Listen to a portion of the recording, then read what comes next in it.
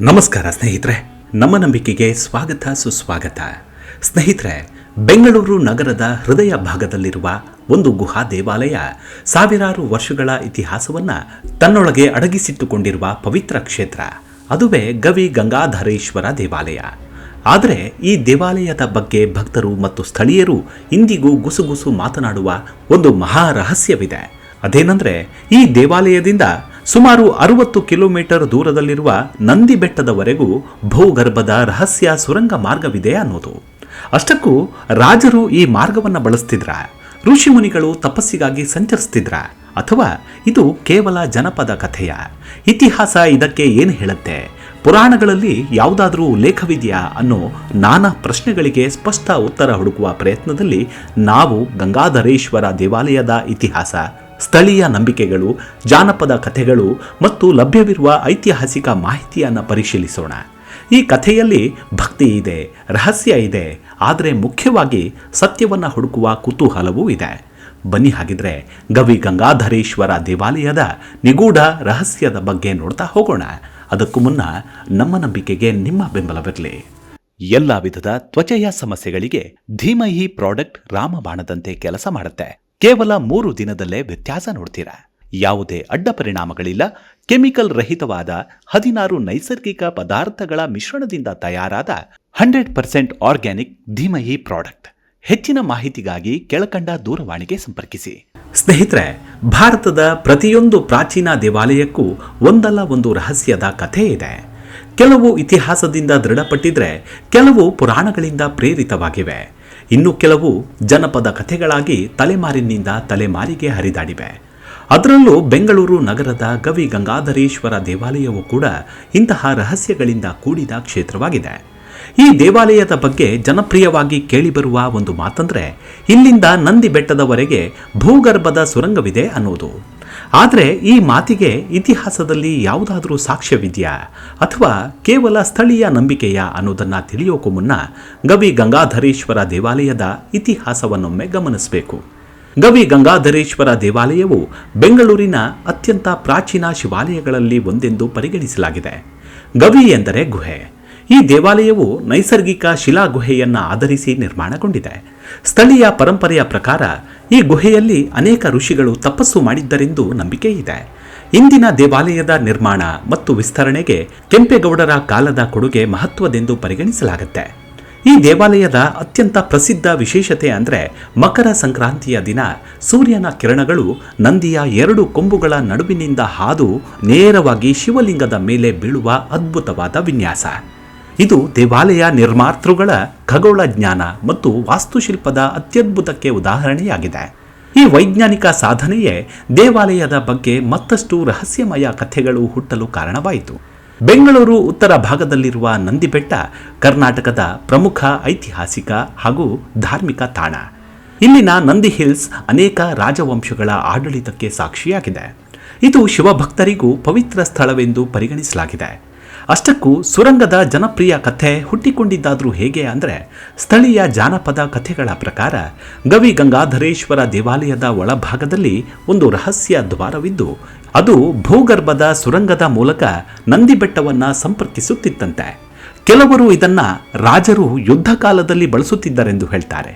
ಇನ್ನು ಕೆಲವರು ಋಷಿಗಳು ಮತ್ತು ಯೋಗಿಗಳು ಧ್ಯಾನಕ್ಕಾಗಿ ಸಂಚರಿಸುತ್ತಿದ್ದರು ಎಂದು ನಂಬ್ತಾರೆ. ಆದರೆ ಇವು ಸ್ಥಳೀಯವಾಗಿ ಸೃಷ್ಟಿಯಾಗಿರುವ ಜನಪದ ಕಥೆಗಳಷ್ಟೇ ಅನ್ನೋದಿದೆ.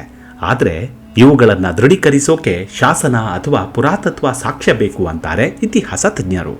ಇತಿಹಾಸದ ಪ್ರಕಾರ ನೋಡೋದಾದರೆ, ಲಭ್ಯವಿರುವ ಪುರಾತತ್ವ ಅಧ್ಯಯನಗಳು, ಶಾಸನಗಳು ಮತ್ತು ಐತಿಹಾಸಿಕ ದಾಖಲಾತಿಗಳಲ್ಲಿ ಗವಿ ಗಂಗಾಧರೇಶ್ವರ ದೇವಾಲಯದಿಂದ ನಂದಿ ಬೆಟ್ಟದವರೆಗೂ ನಿರಂತರ ಭೂಗರ್ಭ ಸುರಂಗವಿದೆ ಎಂಬುದಕ್ಕೆ ಸ್ಪಷ್ಟ ಸಾಕ್ಷ್ಯ ದೊರೆತಿಲ್ಲ. ದಕ್ಷಿಣ ಭಾರತದ ಅನೇಕ ಕೋಟೆಗಳಲ್ಲಿ ಮತ್ತು ದೇವಾಲಯಗಳಲ್ಲಿ ಸಣ್ಣ ಭೂಗರ್ಭ ಮಾರ್ಗಗಳು ಅಥವಾ ಸುರಕ್ಷತಾ ದಾರಿಗಳು ಇದ್ದ ಉದಾಹರಣೆಗಳಿವೆ. ಆದರೆ ಸುಮಾರು 60 ಕಿಲೋಮೀಟರ್ ಉದ್ದದ ಸುರಂಗವಿತ್ತು ಎಂಬುದನ್ನು ದೃಢಪಡಿಸುವ ವಿಶ್ವಾಸಾರ್ಹ ದಾಖಲೆಗಳಿಲ್ಲ. ಶಿವಪುರಾಣ, ಸ್ಕಂದ ಪುರಾಣ ಹಾಗೂ ಇತರ ಪ್ರಮುಖ ಪುರಾಣಗಳಲ್ಲಿ ಗವಿ ಗಂಗಾಧರೇಶ್ವರ ದೇವಾಲಯದಿಂದ ನಂದಿ ಬೆಟ್ಟಕ್ಕೆ ಸುರಂಗ ಮಾರ್ಗವಿದೆ ಎಂಬ ನೇರ ಉಲ್ಲೇಖ ದೊರೆಯೋದಿಲ್ಲ. ಆದರೆ ಗುಹೆಗಳು ಶಿವ ತಪಸ್ಸಿನ ಸ್ಥಳಗಳಾಗಿದ್ದವು ಎಂಬ ಉಲ್ಲೇಖಗಳು ಹಲವು ಪುರಾಣಗಳಲ್ಲಿ ಕಂಡುಬರ್ತಾವೆ. ಇದರಿಂದಲೇ ಈ ದೇವಾಲಯದ ಗುಹೆ ಕುರಿತು ಅನೇಕ ಆಧ್ಯಾತ್ಮಿಕ ಕಥೆಗಳು ಹುಟ್ಟಿಕೊಂಡಿರಬಹುದು. ಈ ದೇವಾಲಯದ ಬಗ್ಗೆ ಸ್ಥಳೀಯರಲ್ಲಿ ಕೆಲವು ನಂಬಿಕೆಗಳು ಪ್ರಸಿದ್ಧವಾಗಿದೆ. ಗುಹೆಯೊಳಗೆ ಹಿಂದೆ ಇನ್ನಷ್ಟು ಆಳವಾದ ದಾರಿಗಳಿದ್ದುವಂತೆ. ಸುರಕ್ಷತೆಗಾಗಿ ಕೆಲವು ಭಾಗಗಳನ್ನು ಮುಚ್ಚಲಾಯಿತು. ಭೂಗರ್ಭದಲ್ಲಿ ಅನೇಕ ನೈಸರ್ಗಿಕ ಶಿಲಾಮಾರ್ಗಗಳಿವೆ. ಯೋಗಿಗಳು ಮತ್ತು ಸಿದ್ಧರು ಇಲ್ಲಿ ತಪಸ್ಸು ಮಾಡ್ತಿದ್ರು. ಇಂಥ ಮಾತುಗಳು ಸ್ಥಳೀಯವಾಗಿ ಕೇಳಿಬರುವ ಉಲ್ಲೇಖಗಳಷ್ಟೇ. ಅದರಲ್ಲೂ ಭಾರತದ ಅನೇಕ ಪ್ರಾಚೀನ ದೇವಾಲಯಗಳು ಮತ್ತು ಕೋಟೆಗಳ ಬಗ್ಗೆ ರಹಸ್ಯ ಸುರಂಗಗಳ ಕಥೆಗಳು ಕೇಳಿಬರ್ತಾವೆ. ಅದರ ಪ್ರಮುಖವಾದ ಕಾರಣಗಳೆಂದರೆ ಯುದ್ಧ ಕಾಲದ ರಕ್ಷಣಾ ವ್ಯವಸ್ಥೆಗಳು, ನೈಸರ್ಗಿಕ ಗುಹೆಗಳ ಅಸ್ತಿತ್ವ, ಜನಪದ ಕಲ್ಪನೆಗಳು, ರಾಜರ ಕುರಿತ ಸಾಹಸ ಕಥೆಗಳು, ತಲೆಮಾರುಗಳಿಂದ ಬೆಳೆದು ಬಂದ ಕಥನಗಳು. ಈ ಅಂಶಗಳೆಲ್ಲವೂ ಸೇರಿ ಕಾಲಕ್ರಮೇಣ ರಹಸ್ಯದ ರೂಪ ಪಡಿತಾವೆ. ಭೂವಿಜ್ಞಾನಿಗಳ ಪ್ರಕಾರ ಬೆಂಗಳೂರು ಪ್ರದೇಶವು ಗ್ರಾನೈಟ್ ಶಿಲೆಗಳ ಮೇಲೆ ನಿರ್ಮಾಣಗೊಂಡಿದೆ. ಇಂತಹ ಪ್ರದೇಶದಲ್ಲಿ ನೈಸರ್ಗಿಕ ಬಿರುಕುಗಳು ಮತ್ತು ಸಣ್ಣ ಪುಟ್ಟ ಗುಹೆಗಳು ಕಂಡುಬರೋದು ಸಾಮಾನ್ಯ. ಆದರೆ ಹಲವು ಕಿಲೋಮೀಟರ್ ದೂರದವರೆಗೂ ಸಾಗುವ ಮಾನವ ನಿರ್ಮಿತ ಸುರಂಗವನ್ನು ನಿರ್ಮಿಸುವುದು ಅತ್ಯಂತ ಸಂಕೀರ್ಣ ಕಾರ್ಯವಾಗಿದ್ದು, ಅದಕ್ಕೆ ಸಂಬಂಧಿಸಿದ ಪುರಾತತ್ವದ ಗುರುತುಗಳು ದೊರಕಬೇಕಾಗತ್ತೆ. ಇದುವರೆಗೂ ಅಂತಹ ದೃಢವಾದ ಸಾಕ್ಷ್ಯಗಳು ಲಭ್ಯವಾಗಿಲ್ಲ ಎನ್ನುತ್ತವೆ. ಲಭ್ಯವಿರುವ ಮಾಹಿತಿಯ ಆಧಾರದ ಮೇಲೆ ಹೇಳೋದಾದರೆ ಗವಿ ಗಂಗಾಧರೇಶ್ವರ ದೇವಾಲಯವು ಅತ್ಯಂತ ಪ್ರಾಚೀನ ಗುಹಾ ಶಿವಾಲಯ. ನಂದಿಬೆಟ್ಟವು ಐತಿಹಾಸಿಕ ಮತ್ತು ಧಾರ್ಮಿಕ ಮಹತ್ವದ ತಾಣ. ಎರಡರ ನಡುವೆ ಸುರಂಗವಿದೆ ಎಂಬ ಕಥೆ ಸ್ಥಳೀಯ ಜನಪದ ನಂಬಿಕೆಯಲ್ಲಿ ಪ್ರಸಿದ್ಧ. ಆದರೆ ಅದನ್ನು ದೃಢೀಕರಿಸುವ ಪುರಾತತ್ವ ಅಥವಾ ಐತಿಹಾಸಿಕ ಸಾಕ್ಷ್ಯಗಳಿಲ್ಲ. ಹಾಗಾಗಿ ಈ ಕಥೆಯನ್ನು ಜನಪದ ಪರಂಪರೆಯ ಭಾಗವಾಗಿ ನೋಡಬೇಕು ಎನ್ನುತ್ತೆ ಇತಿಹಾಸ. ಗವಿ ಗಂಗಾಧರೇಶ್ವರ ದೇವಾಲಯದ ಸುತ್ತಮುತ್ತ ವಾಸಿಸುವ ಹಿರಿಯರು ಇಂದಿಗೂ ಹಲವಾರು ಕುತೂಹಲಕಾರಿ ಕಥೆಗಳನ್ನು ಹೇಳ್ತಾರೆ. ಅವರ ಪ್ರಕಾರ ಹಲವು ದಶಕಗಳ ಹಿಂದೆ ದೇವಾಲಯದ ಗುಹೆಯೊಳಗೆ ಈಗಿರುವುದಕ್ಕಿಂತ ಹೆಚ್ಚು ಆಳಕ್ಕೆ ಹೋಗುವ ಕಿರಿದಾದ ದಾರಿಯೊಂದಿತ್ತಂತೆ. ಸುರಕ್ಷತಾ ಕಾರಣಗಳಿಂದ ನಂತರ ಅದನ್ನು ಮುಚ್ಚಲಾಯಿತು ಎಂದು ಸ್ಥಳೀಯರು ಮಾತನಾಡಿಕೊಳ್ತಾರೆ.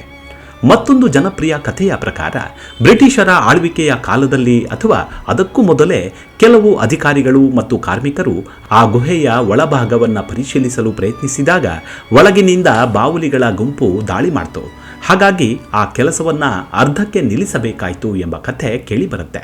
ಆದರೆ ಈ ಘಟನೆಯನ್ನು ದೃಢೀಕರಿಸುವ ಅಧಿಕೃತ ದಾಖಲೆಗಳಿಲ್ಲ. ಕೆಲವು ಭಕ್ತರು ಗುಹೆಯೊಳಗೆ ಕೆಲವೊಮ್ಮೆ ತಂಪಾದ ಗಾಳಿ ಬೀಸುವ ಅನುಭವವಾಗುತ್ತೆ ಎಂದು ಹೇಳ್ತಾರೆ. ಇದನ್ನು ಕೆಲವರು ಭೂಗರ್ಭದಲ್ಲಿ ಇನ್ನೂ ನೈಸರ್ಗಿಕ ಬಿರುಕುಗಳು ಅಥವಾ ಗುಹಾ ಮಾರ್ಗಗಳು ಇರಬಹುದು ಎಂಬ ಸೂಚನೆಯಾಗಿ ವ್ಯಾಖ್ಯಾನಿಸ್ತಾರೆ. ಭೂವಿಜ್ಞಾನಿಗಳ ದೃಷ್ಟಿಯಲ್ಲಿ ಇಂತಹ ಗಾಳಿಯ ಹರಿವು ನೈಸರ್ಗಿಕ ಶಿಲಾ ಬಿರುಕುಗಳಿಂದಲೂ ಉಂಟಾಗುತ್ತವೆ ಎನ್ನುತ್ತಾರೆ. ಸ್ಥಳೀಯ ಜನಪದ ಕಥೆಗಳಲ್ಲಿ ವಿಜಯನಗರದ ರಾಜರು ಅಥವಾ ನಂತರದ ಆಡಳಿತಗಾರರು ತುರ್ತು ಸಂದರ್ಭಗಳಲ್ಲಿ ಈ ಪ್ರದೇಶದ ಭೂಗರ್ಭದ ಮಾರ್ಗಗಳನ್ನು ಬಳಸುತ್ತಿದ್ದರು ಎಂಬ ಮಾತುಗಳು ಕೇಳಿಬರ್ತಾವೆ. ಕೆಲವರು ಆ ಮಾರ್ಗಗಳು ನಂದಿಬೆಟ್ಟದವರೆಗೂ ಹೋಗ್ತಿದ್ದವು ಎಂದು ನಂಬ್ತಾರೆ. ಇನ್ನೊಂದು ಪ್ರಸಿದ್ಧ ನಂಬಿಕೆ ಎಂದರೆ ಈ ಗುಹೆಯಲ್ಲಿ ಅನೇಕ ಸಿದ್ಧಪುರುಷರು ಮತ್ತು ಯೋಗಿಗಳು ತಪಸ್ಸು ನಡೆಸಿದ್ದರೆಂದು, ಇಂದಿಗೂ ಈ ಸ್ಥಳದಲ್ಲಿ ವಿಶೇಷ ಆಧ್ಯಾತ್ಮಿಕ ಶಕ್ತಿ ಇದೆ ಎಂದು ಭಕ್ತರು ಭಾವಿಸ್ತಾರೆ. ದೇವಾಲಯದ ನಿಶಬ್ದ ವಾತಾವರಣ ಮತ್ತು ನೈಸರ್ಗಿಕ ಗುಹೆಯ ಅನುಭವ ಈ ನಂಬಿಕೆಗೆ ಮತ್ತಷ್ಟು ಬಲ ನೀಡುತ್ತೆ. ಹೀಗಾಗಿ ಗವಿ ಗಂಗಾಧರೇಶ್ವರ ದೇವಾಲಯದ ರಹಸ್ಯ ಸುರಂಗದ ಕಥೆಗಳು ಇತಿಹಾಸಕ್ಕಿಂತಲೂ ಹೆಚ್ಚಾಗಿ ಸ್ಥಳೀಯ ಜಾನಪದ ಪರಂಪರೆ ಮತ್ತು ಭಕ್ತರ ನಂಬಿಕೆಯ ಭಾಗವೆಂದು ಹೇಳಬಹುದು. ಇವು ದೇವಾಲಯದ ಸಾಂಸ್ಕೃತಿಕ ಮಹತ್ವವನ್ನು ಹೆಚ್ಚಿಸ್ತವೆ. ಆದರೆ ಇತಿಹಾಸ ಮತ್ತು ಪುರಾತತ್ವದ ದೃಷ್ಟಿಯಲ್ಲಿ ಮಾತನಾಡುವಾಗ ಲಭ್ಯವಿರುವ ಸಾಕ್ಷ್ಯ ಮತ್ತು ಜನಪದ ಕಥೆಗಳ ನಡುವಿನ ವ್ಯತ್ಯಾಸವನ್ನು ಗುರುತಿಸುವುದು ಅಗತ್ಯ. ಗವಿ ಗಂಗಾಧರೇಶ್ವರ ದೇವಾಲಯದಿಂದ ನಂದಿ ಬೆಟ್ಟದವರೆಗೆ ರಹಸ್ಯ ಸುರಂಗವಿದೆ ಎಂಬ ಕಥೆ ಇಂದಿಗೂ ಕುತೂಹಲ ಕೆರಳಿಸುತ್ತೆ. ಆದರೆ ಇತಿಹಾಸ ಮತ್ತು ಪುರಾತತ್ವದ ದೃಷ್ಟಿಯಿಂದ ನೋಡಿದರೆ ಈ ಮಾತಿಗೆ ದೃಢವಾದ ಸಾಕ್ಷ್ಯ ಇನ್ನೂ ದೊರೆತಿಲ್ಲ. ಆದರೂ ಈ ಜನಪದ ಕಥೆಗಳು ನಮ್ಮ ಸಂಸ್ಕೃತಿಯ ಅಮೂಲ್ಯ ಪರಂಪರೆ. ಅವು ಭಕ್ತಿ, ಕಲ್ಪನೆ ಮತ್ತು ಸ್ಥಳೀಯ ಇತಿಹಾಸವನ್ನು ಒಂದಾಗಿ ಹೆಣಿತಾವೆ. ಹೀಗಾಗಿ ಗವಿ ಗಂಗಾಧರೇಶ್ವರ ದೇವಾಲಯದ ನಿಜವಾದ ಅದ್ಭುತವು ಬಹುಶಃ ಆ ರಹಸ್ಯ ಸುರಂಗದಲ್ಲ, ಸಾವಿರಾರು ವರ್ಷಗಳ ಭಕ್ತಿ, ನೈಸರ್ಗಿಕ ಗುಹೆ, ಅದ್ಭುತ ವಾಸ್ತುಶಿಲ್ಪ ಮತ್ತು ಮಕರ ಸಂಕ್ರಾಂತಿಯಂದು ಸೂರ್ಯ ಕಿರಣಗಳು ಶಿವಲಿಂಗವನ್ನು ಸ್ಪರ್ಶಿಸುವ ಅಸಾಮಾನ್ಯ ವಿನ್ಯಾಸದಲ್ಲಿದೆ ಎನ್ನುವುದಿದೆ. ಅಂತೂ ಪ್ರಕೃತಿಯ ರಹಸ್ಯವನ್ನು ಭೇದಿಸೋಕೆ ಮನುಷ್ಯನಿಗೆ ಸಾಧ್ಯನಾ ಅನ್ನೋ ಪ್ರಶ್ನೆ ನಮಗೆ ಬಿಟ್ಟದ್ದು. ಇವಿಷ್ಟು ಗಂಗಾಧರೇಶ್ವರ ದೇವಾಲಯದ ಕುರಿತಾದ ಸಣ್ಣದಾದ ಮಾಹಿತಿ. ಮುಂದಿನ ಸಂಚಿಕೆಯಲ್ಲಿ ಮತ್ತೆ ಸಿಗೋಣ. ಅಲ್ಲಿವರೆಗೂ ನಿಮ್ಮ ಆರೋಗ್ಯದ ಕಡೆ ಗಮನವಿರಲಿ. Take care. ನಮಸ್ಕಾರ.